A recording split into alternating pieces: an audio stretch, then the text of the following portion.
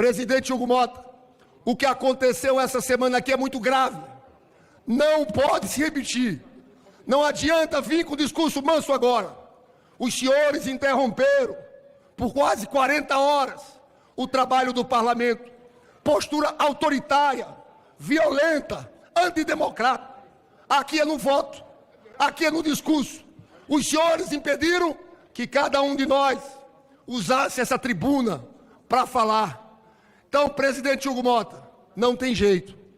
Esse pessoal tem que ser punido.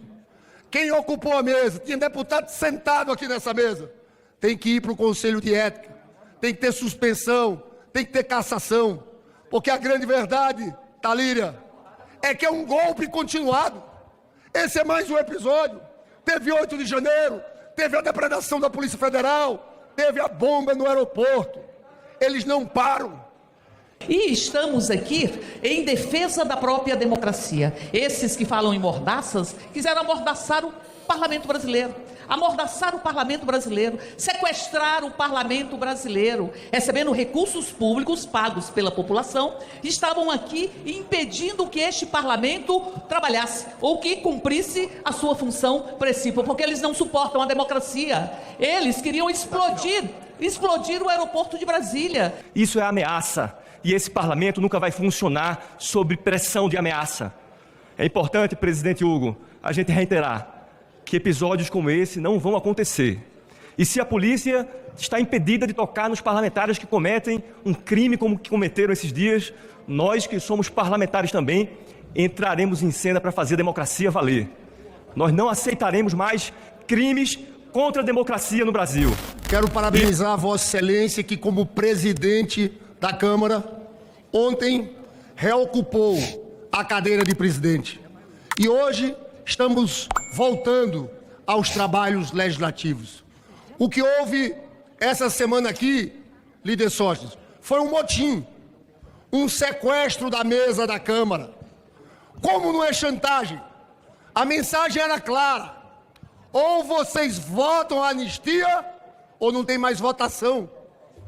O plenário não funciona. Esse era o recado. Acho bom o senhor vir hoje aqui com um discurso de pacificador. O que a gente viu foi violência, agressão, essa política intolerante. Sabe quem fechou o parlamento? A ditadura militar que muitos de vocês defendem. O pacote de abril, Chico, em 1977. Foi importante termos retomado todo esse processo. Agora, é chantagem, já que vocês falaram de chantagem, em todos os níveis. O que é que Eduardo Bolsonaro faz cotidianamente contra o Brasil? Chantagem, é um sequestro, é uma ameaça a um país inteiro. No começo, falavam de sanções para o ministro Alexandre de Moraes. Em várias entrevistas, o Eduardo Bolsonaro reconhece que sabia das tarifas. Deu entrevista ontem para a jornalista Bela Megali. O que disse nessa entrevista? Duas coisas. Que vai procurar mais sanções contra o Brasil. E a segunda, presidente, voltou a ameaçar o presidente Hugo Mota e o presidente Alcolumbre. Disse novamente que se não votássemos anistia, ia ter lei Magnitsky contra eles. Os senhores só pensam na família Bolsonaro. Nenhuma preocupação com o Brasil real, com os empregos, com as empresas. Os senhores abandonam a bandeira brasileira, se abraçam ao Trump, defendem os interesses norte-americanos e escutar de Eduardo Bolsonaro que tem que ser cassado imediatamente. Não dá para aceitar que ele atue lá fora como deputado em exercício, que ele ganhe salário, que ele tenha assessoria, mas é a política cotidiana de ameaças. E o Brasil está sob ataque. Estamos, sim, enfrentando um brutal ataque do governo norte-americano e do governo Trump. Presidente Hugo Mota, o que aconteceu essa semana aqui é muito grave. Não pode se repetir. Não adianta vir com discurso manso agora. Os senhores interromperam por quase 40 horas o trabalho do parlamento. Postura autoritária, violenta, antidemocrático.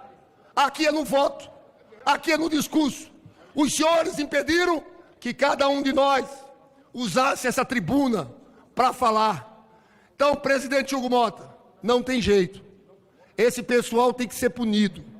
Quem ocupou a mesa, tinha deputado sentado aqui nessa mesa, tem que ir para o Conselho de Ética, tem que ter suspensão, tem que ter cassação, porque a grande verdade, Talíria, é que é um golpe continuado. Esse é mais um episódio. Teve 8 de janeiro, teve a depredação da Polícia Federal, teve a bomba no aeroporto. Eles não param. É o contínuo ataque às instituições. Isso que houve aqui essa semana foi uma continuidade do 8 de janeiro. Os ataques do Eduardo Bolsonaro usando os Estados Unidos contra o Supremo é a continuidade do dia 8 de janeiro. Eu falo que eles têm que ser punidos por um motivo, porque eles não vão parar. Eles não querem parar. Eles querem tentar esse golpe de todas as formas. Mas a democracia e o Brasil irão ser vitoriosos, senhor presidente. É lamentável que um líder de um partido, que uma pessoa que tem um passado que a gente sabe que incriminou bastante em algumas investigações, especialmente na Lava Jato, com a empresa Odebrecht, não precisa nem dizer o nome, mas essa é a realidade. Aí nós temos aqui um Brasil precisando de uma pacificação, o cara sobe à tribuna sem nenhum respeito ao país, porque para mim isso é falta de respeito ao país, sem nenhum respeito ao país, e vem argumentar aqui que aconteceu um motim e tudo mais. Dentro da democracia, a esquerda fez isso várias vezes. A atual governadora do Rio Grande do Norte, comeu sanduíche, várias coisas na mesa do Senado quando era senadora. E ficou por isso mesmo. Essa mesa aqui assim, da Câmara dos Deputados, foi ocupada pela esquerda várias vezes. E ficou por isso mesmo. As agressões físicas que são feitas, aqui mesmo, agressões de um homem contra a mulher, agressões agora, essa mais recente aí contra o deputado Nicolas ontem. E vem uma fala do deputado Sóstenes aqui, e o cara vem desfazer isso tudo. Realmente, senhor presidente, tem gente que eu não entendo a cabeça do eleitor que vota numa figura dessas. Porque não dá para aceitar. O Brasil precisando ser pacificado e você vê aqui as pessoas subirem. Realmente, mais uma vez eu digo, é o papel dos invasores, é o papel daqueles que não entendem o que significa democracia. Senhor presidente, a Bíblia diz que os filhos das trevas são mais prudentes que os filhos da luz. Isso ficou muito claro agora aqui nesse plenário, quando o deputado Sóstenes, imbuído de um espírito público, chega a pedir perdão nesta tribuna e tem em contrapartida o ataque do PT pelo líder Lidberg Farias. Está claro pela fala do líder do PT de que eles não vão baixar as armas contra nós, de que não adianta nós darmos uma de ovelhas para eles, porque iremos todos para o matadouro. Aqui é uma guerra de sobrevivência, é uma guerra de narrativas, e quem for melhor na narrativa é que vai ganhar esta guerra. Não baixemos as armas, porque eles são covardes e não querem paz nesse plenário.